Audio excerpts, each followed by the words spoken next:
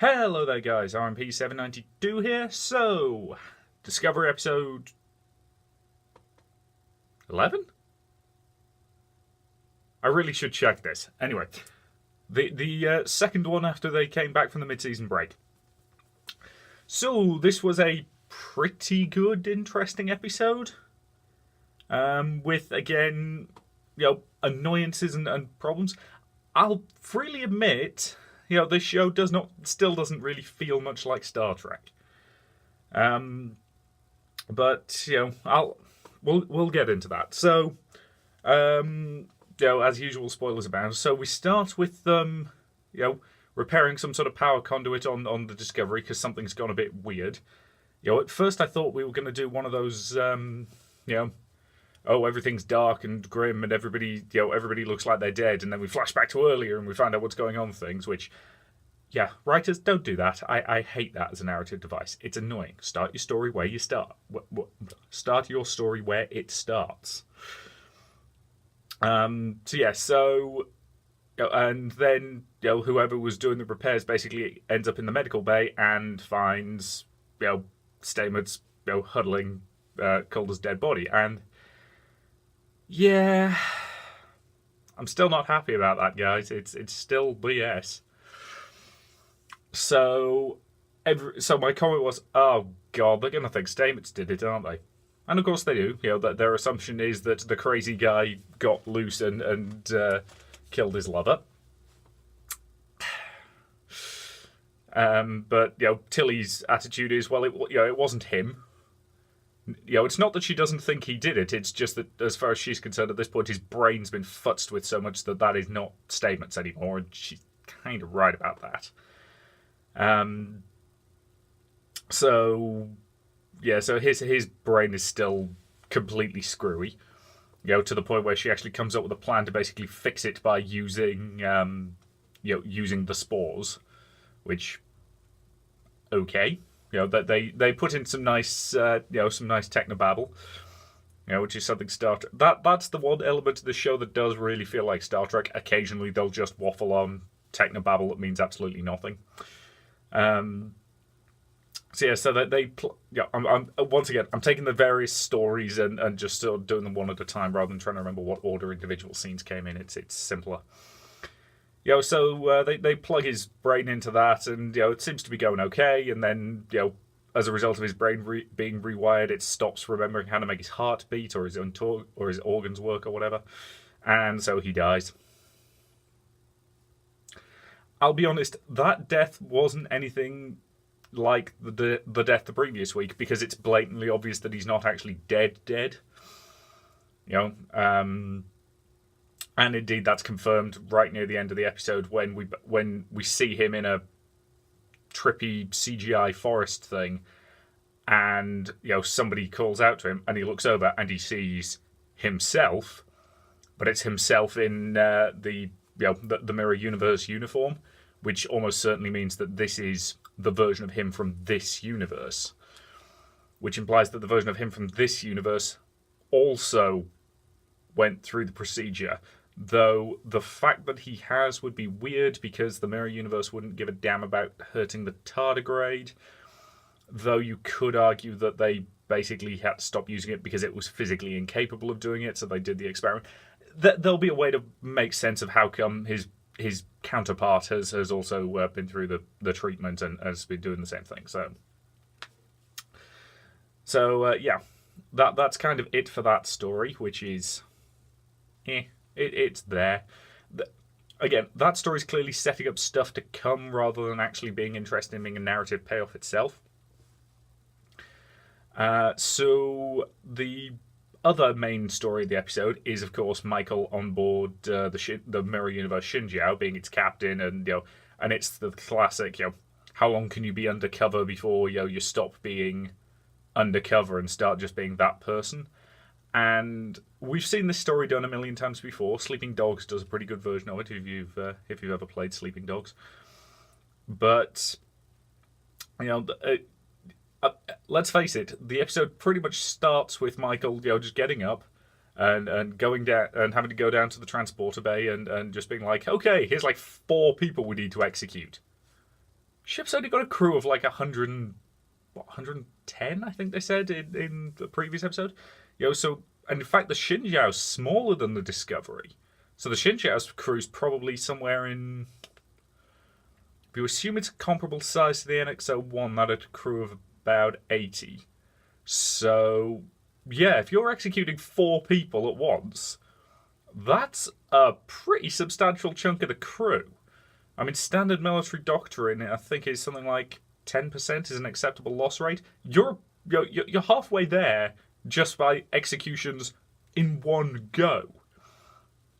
And the method, I'll be honest, the method of execution is surprisingly pleasant for the Mirror Universe, where they just beam them out into space. I'm surprised they don't do something more horrible to them. And don't get me wrong, beamed out into space is a pretty horrible way to die. But, it's the Mirror Universe. It's a really ugly place. That's kind of the point. I mean, the thing is, whenever we've seen the Mirror Universe previously, it's always been a bit camp in a lot of ways. They've got the silly evil beards and the midriff shirts and everything else. And the whole thing, and you've got Kira vamping it up as the Intendant and everything else. So the Mirror Universe has always been a bit goofy, whereas here they're clearly trying to go for, no, this place is really unpleasant. It's horrible. Which sort of works. Again, given the obvious darker tone that the whole show is trying for, it sort of works, but it still doesn't feel very Star Trek, I will be honest. That's the main problem this show has. It's a perfectly fine science fiction show that does not feel at all like Star Trek. But anywho, so, we also meet Mirror Universe Saru, who is a nameless slave, because, Mirror Universe. If you're an alien, you're frankly doing quite well to be merely a slave. There's that. And then, they get orders from the Emperor to go to some planet and kill the war leader of the rebellion, who is a Klingon known as the Firebird. Something like that. It's your classic sort of resistance leader moniker thing. So she her orders are to basically just bomb the crap out of the planet from orbit. But she argues, she basically gives orders to her crew that amount to, no, not yet, because I want to get some intel from them first. So she and Tyler basically beam down to the planet. And the second we heard about this leader, my comment was, right, well, it's either going to be Vok or it's going to be T'Kuvma. It could not have been anybody else. And, it was Vok. That was fairly obvious. And Tyler coming face to face with Vok was actually an interesting moment. Would have worked better if we hadn't all figured out, like, one episode in who Tyler was. Well, one episode from when he turned up, I will say that. Because, this should have been an impactful, oh my god, moment. And it was more of a, and we figured that out ages ago. The clues were too obvious. You think this is a really clever reveal, Discovery? It isn't. No, not at all. Don't get me wrong, the actor is actually doing a pretty good job here. And Vok actually speaking English and thus getting to emote was a nice change of pace. So, so we've got this scene, and obviously they don't trust these two, because why the hell would you? They're human. And we're a bunch of bastards in this universe. We're a bunch of bastards in this universe as well, incidentally. If you're not aware, the human race kind of sucks. Sorry, Gene. But so they bring in the Prophet, and my comment was, well, this is going to be Sarek, isn't it? It has to be. And again, it is. And finally, we finally have an evil goatee on a character who isn't evil in this universe.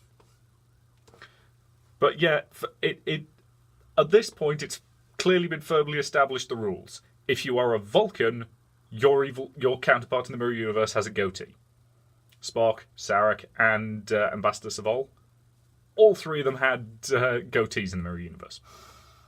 So yes, anyway, he comes over and he does the my mind to your mind, your thoughts to my thoughts thing, and gets kind of weirded out because obviously she's carrying his damn Katra. Now, I maintain that's still not how captures work, but he bloody noticed that during the mind meld. Or he should have, anyway. He didn't bring it up, but he should definitely have noticed that. And, yes, so that was fun. But, he actually believes her, and he convinces the others, that they should listen to her. And then everything goes to hell because Vox says that Klingon prayer again, and it's finally enough to kick Tyler over the edge of breaking his programming and turning him back into Voq. At which point he goes a bit psycho because they're not exactly acting like Klingons here.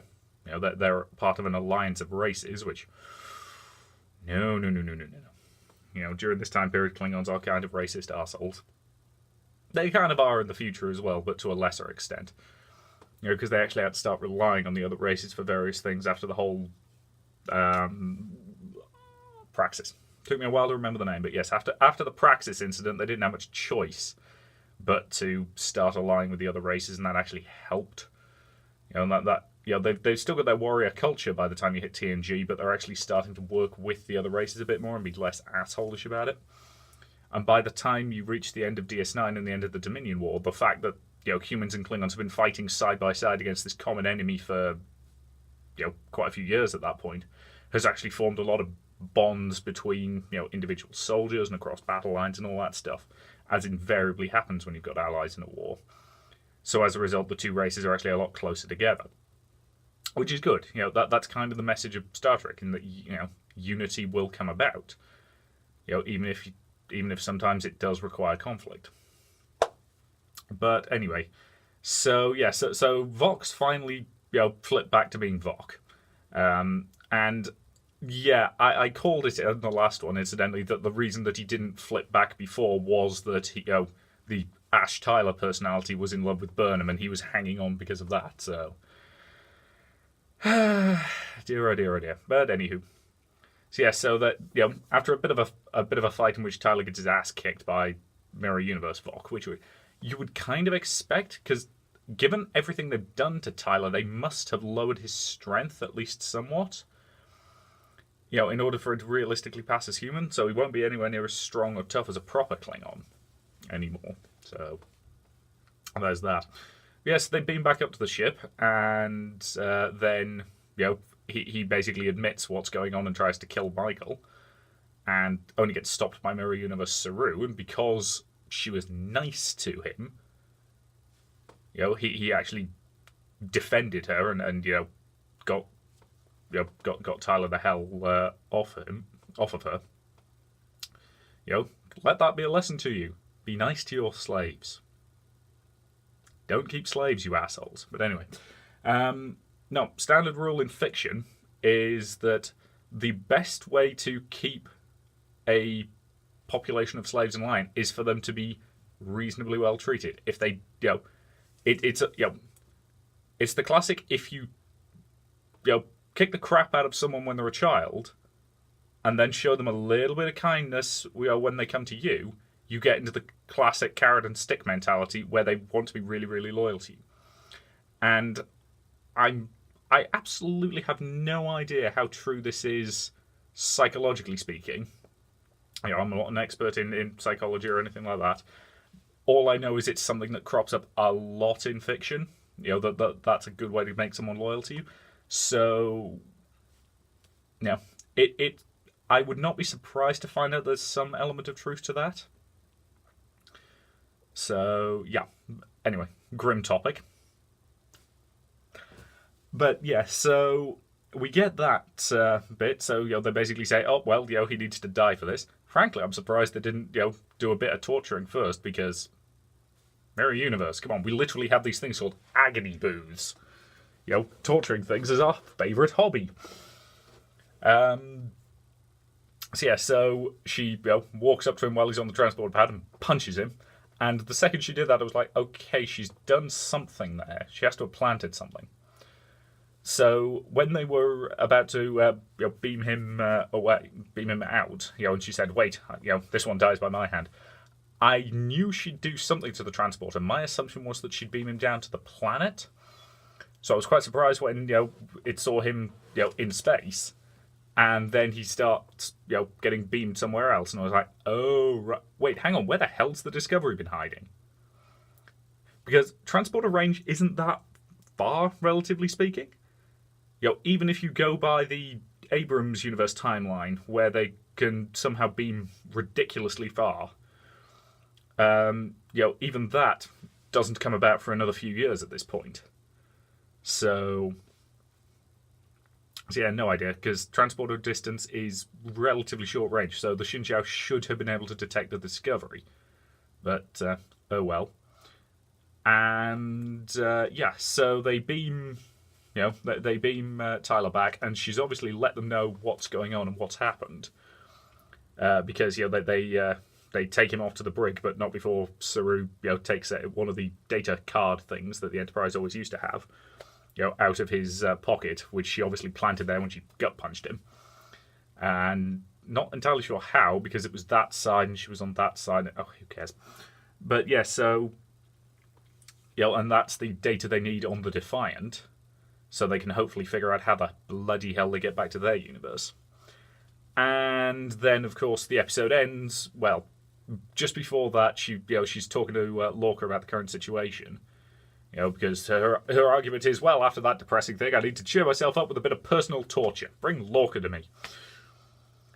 So she's having a chat with Lorca, and he's clearly not in a good way. I mean, a couple of days of constant torture will do that to you. And he's still being an asshole. There is a theory that the version of Lorca we've seen all along has always been from this universe, which I don't think is true.